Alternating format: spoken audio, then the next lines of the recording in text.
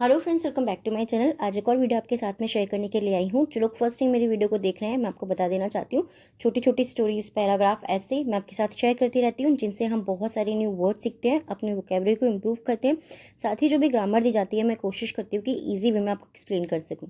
So yes, आज का हमारा टॉपिक होने वाला है वुमेन एम्पावरमेंट के ऊपर। और ये जो टॉपिक है आपको एग्जाम्स में बहुत बार लिखने के लिए आता है, क्योंकि ये बहुत ही ज़्यादा इंपॉर्टेंट टॉपिक है।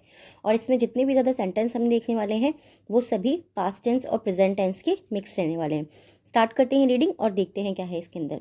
Women empowerment refers to making women powerful. Women empowerment यानी कि महिला सशक्तिकरण। रेफर्स का मतलब क्या होता है? संदर्भित करता है। काफ़ी सारी वीडियोस में मैंने आपको बताया है, इसका मतलब संबंध होता है, भी होता है, और तात्पर्य है, इससे तात्पर्य है, ऐसा भी होता है। To making women powerful. To making यानी कि बनाने के लिए, महिला को शक्तिशाली। तो महिला सशक्तिकरण का तात्पर्य महिला को शक्तिशाली बनाना है। टू मेक देम कैपेबल, उन्हें कैपेबल बनाना यानी कि उन्हें सक्षम बनाना है। Of deciding for themselves. Deciding यानी कि निर्णय लेने के लिए, फॉर देमसेल्फ यानी कि उन्हें अपने आप के लिए निर्णय लेने के लिए सक्षम बनाना है। तो पूरी सेंटेंस को हम सिंपली कैसे रीड करेंगे? महिला सशक्तिकरण से तात्पर्य महिला को शक्तिशाली बनाना है ताकि वे अपने लिए निर्णय लेने में सक्षम हो। सिंपली इस तरीके से इस सेंटेंस को हम रीड करेंगे। Women have suffered a lot through the years at the hand of man. ये जो हमारा सेंटेंस है, ये हमारा सेंटेंस क्या है? ये हमारा पैसिव सेंटेंस होता है, उसका एक्टिव पैसिव का पैसिव सेंटेंस है। क्योंकि वुमेन हैव सफर्ड, वुमेन यानी कि औरत ने या महिला ने, हैव सफर्ड बहुत सहा है, अ लॉट यानी कि बहुत सहा है, थ्रू द ईयर्स वर्षों से उन्होंने बहुत सहा है। थ्रू का मतलब माध्यम से भी होता है और थ्रू का मतलब से भी होता है, ठीक है।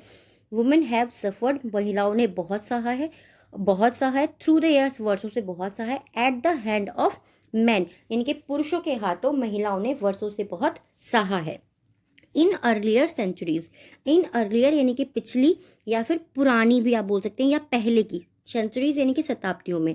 दे वर ट्रीटेड, उन्हें उनके साथ व्यवहार किया गया।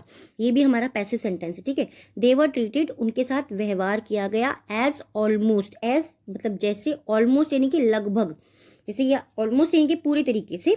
नॉन एग्जिस्टेंस, जैसे कि वो बिल्कुल ना के बराबर हो या वो बिल्कुल अस्तित्व में ही ना हो, उनके साथ ऐसा व्यवहार किया गया है। ट्रीट करना यानी कि इलाज करना भी होता है, ट्रीट मीन्स व्यवहार करना भी होता है। नॉन एग्जिस्टेंस यानी कि कोई चीज़ जैसे कि ना के बराबर है, उनके साथ ऐसा व्यवहार किया गया। एज इफ, जैसे कि all the rights belong to man.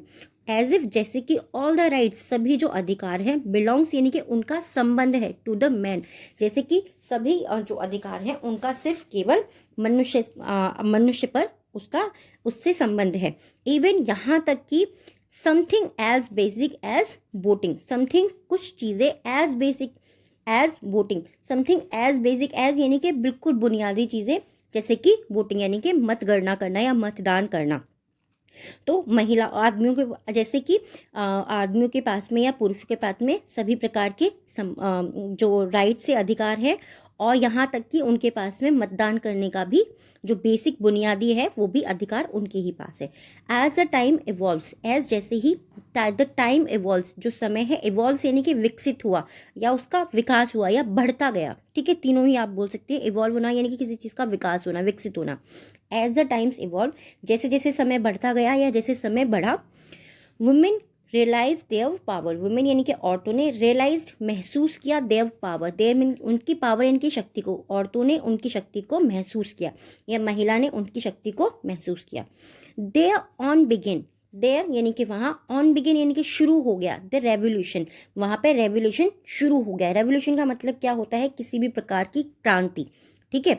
वहाँ पर किसी भी प्रकार की क्रांति का मतलब क्या हुआ? यहाँ पे the women for women empowerment यानी कि महिला सशक्तिकरण की क्रांति शुरू हुई। एज जैसे कि वुमेन वर नॉट अलाउड, ठीक है। एज क्योंकि वुमेन वर नॉट अलाउड, क्योंकि भी हम बोल सकते हैं। एज का मीनिंग क्योंकि भी होता है और जैसे भी होता है, बहुत सारी वीडियोस में मैंने आपको ये चीज़ बताई है। क्योंकि वुमेन वर नॉट अलाउड, औरतों जो थी उनको अनुमति नहीं थी, to make decisions for themselves. To make यानी कि लेने के लिए, मेक का मतलब बनाना भी होता है, मेक का मतलब लेने भी होता है, और बहुत सारे वर्ड्स के लिए हम मेक को यूज़ करते हैं कि महिलाओं को उनके लिए निर्णय लेने की अनुमति नहीं थी। Women empowerment came in like a breath of fresh air. Women empowerment यानी कि महिला सशक्तिकरण आया, के मतलब आया, इन लाइक बिल्कुल उसकी तरह, breath from fresh of fresh air, एक ताज़ी हवा की सांस की तरह उनके जीवन में जो है महिला सशक्तिकरण आया।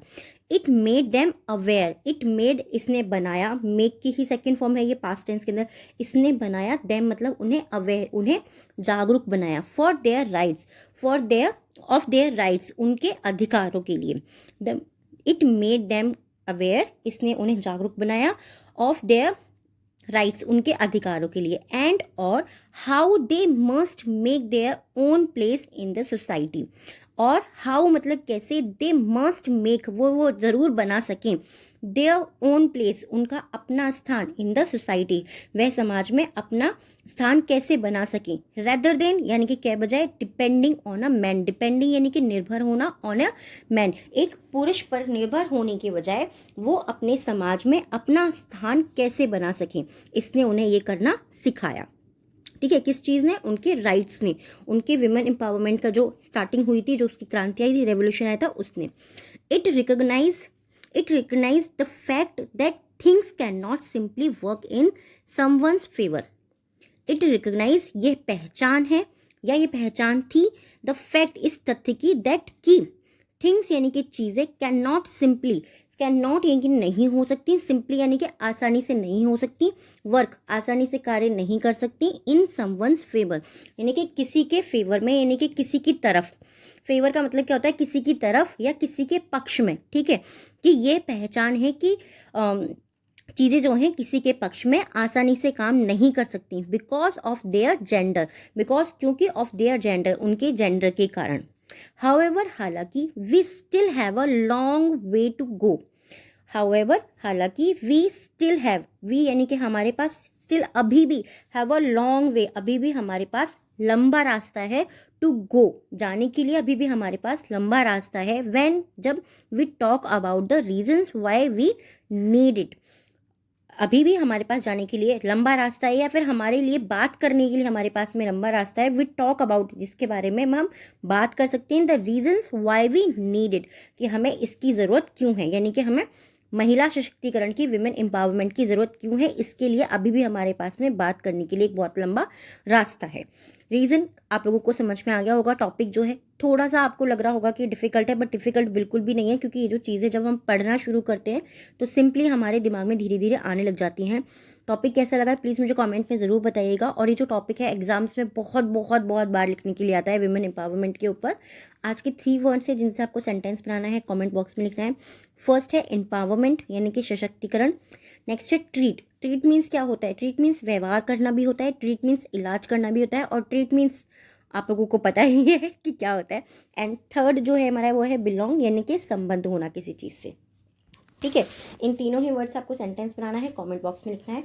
आज के 3 वर्ड हैं डिक्टेशन की, non existent, non existent, second है ब्रीथ, एंड थर्ड है रिकॉग्नाइज, रिकॉग्नाइज। आई होप ये टॉपिक आपको पसंद आया होगा। कैसा लगा है प्लीज़ मुझे कमेंट में ज़रूर बताइएगा। Thanks for watching.